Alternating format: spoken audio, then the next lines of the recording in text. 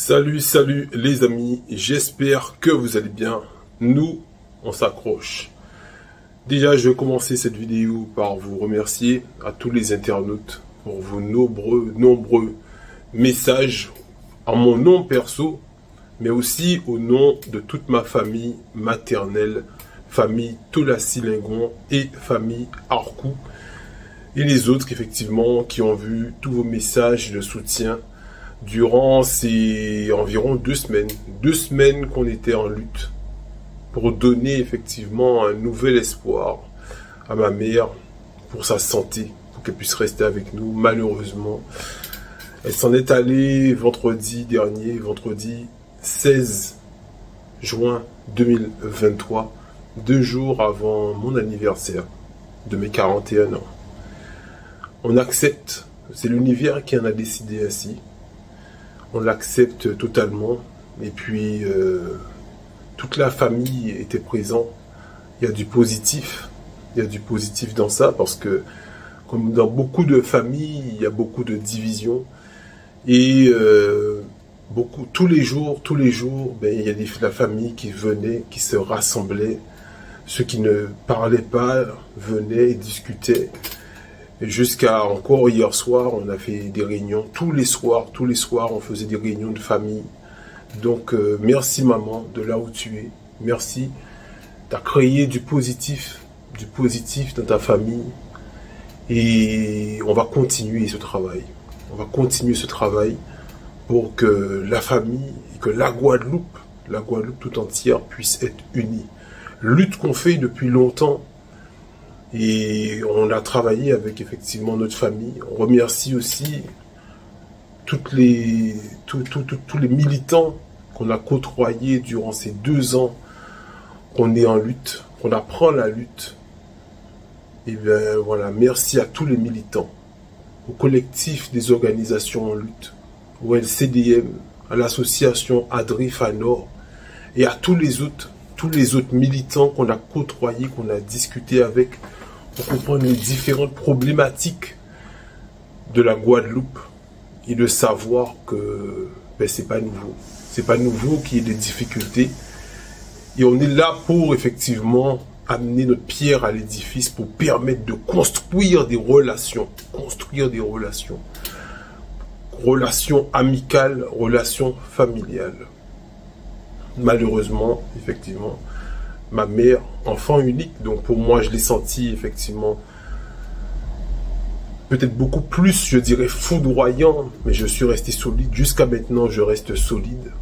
Et je remercie le ciel et ma mère, je pense qu'il est toujours à mes côtés, toujours avec moi, pour que je puisse rester fort jusqu'à effectivement sa mise en terre. Et ensuite je vais me permettre effectivement de rentrer en méditation sur tous ces moments qu'on a passés, ces moments qui m'a élevé, qui m'a motivé dans mon travail, dans tout ce que j'ai pu faire dans ma vie, le travail, le sport, et tout ce que je faisais. Elle savait avoir les mots pour me motiver. Merci encore. Et c'est vrai que quand je lui ai dit ça les derniers jours, je me rappelle, j'ai failli tomber en sanglots un jour, durant ces 3 semaines, parce qu'elle est restée malade vraiment 3 semaines. Et durant cette période, du 29 mai au 16 juin, je lui ai dit, parce que c'est des moments où on s'attend à un moment donné qu'elle partira à n'importe quel moment, où je lui fais des confessions, je lui ai dit, merci maman pour tout ce que tu as fait pour moi. Merci maman. Je lui tiens la main. Elle avait les yeux un peu fermés, de fatigue, de douleur. Douleur, elle a souffert. Pauvre dame, elle a souffert. Peut-être c'est pour ça aussi que je reste fort. Parce que elle souffrait les amis. Donc là pour elle, c'est déjà une libération de ce corps qui était meurtri par cette maladie, cette infection qu'elle a contractée, infection pulmonaire. Quand je lui ai dit merci maman, elle a ouvert les yeux, elle m'a regardé et il y a une larme qui est sortie de ses yeux. Une larme est sortie de ses yeux en me regardant. À ce moment-là, j'ai dit, aïe, aïe, aïe, Michael, arrête, arrête, ne continue pas de lui dire ce que tu as à lui dire, tu vas lui dire le reste d'un autre jour. Parce que si tu n'es pas assez fort, si tu es faible, si tu vois, quand ta gorge est nouée, quand toi aussi tu veux pleurer, ta gorge, tu sens que ça commence à cirer, ça commence à nouer. Et je me dis, si je commence à rentrer dans ça, je ne pourrais pas trouver des solutions. Parce que tous les jours, je rends une grande force à tous les soignants qui venaient pour lui porter aide. Tous les infirmiers, les soignants, les médecins de la Chadé. Parce que tous les jours, je venais avec des questions et des solutions. Je leur disais, oui, mais on peut faire comme ça.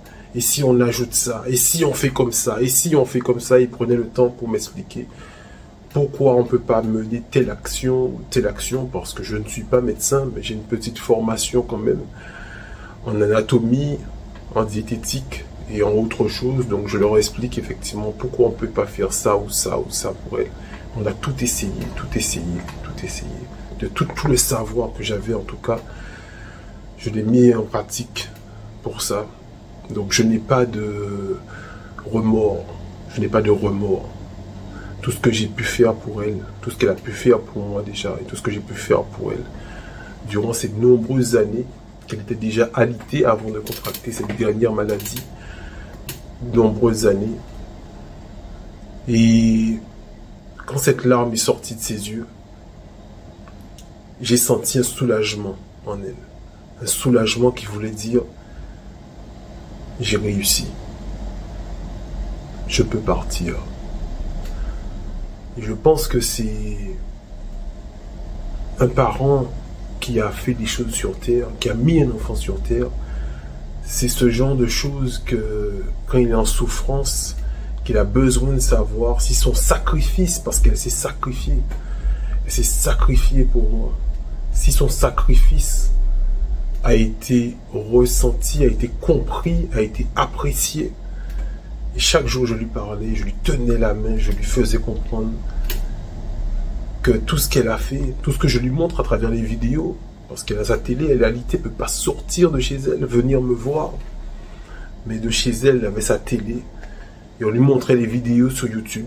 Donc c'est aussi une des causes pour lesquelles je faisais des vidéos partout, pour lui montrer que, voilà, ça lui faisait plaisir. Elle voyait que son fils, qui était un peu rebelle, mais rebelle dans le sens, dans le sens un peu rebelle jeune à l'époque, est devenu un rebelle, mais un rebelle contrôlé, maîtrisé, maîtrise effectivement son énergie, l'énergie qu'elle m'a transmise, cette force qu'elle m'a transmise, il faut la maîtriser, parce que les parents nous transmettent des choses, les amis, mais on doit le contrôler, on doit contrôler cette force qu'ils nous donne. Et c'est vrai qu'elle c'était quelqu'un de très forte, très forte. Ces nombreux jours que j'ai passés avec la famille, où j'ai discuté avec eux, où vous avez toujours des relations un peu différentes avec chaque personne. Moi-même, vous allez demander à 10 personnes qu'est-ce qu'ils pensent de Plocos Michael, vous allez très certainement avoir 10 réponses différentes. Mais elle, plusieurs membres de la famille et les amis me disaient, moi, ceux que je connaissais d'elle, on a fait ça avec elle, on a fait ça.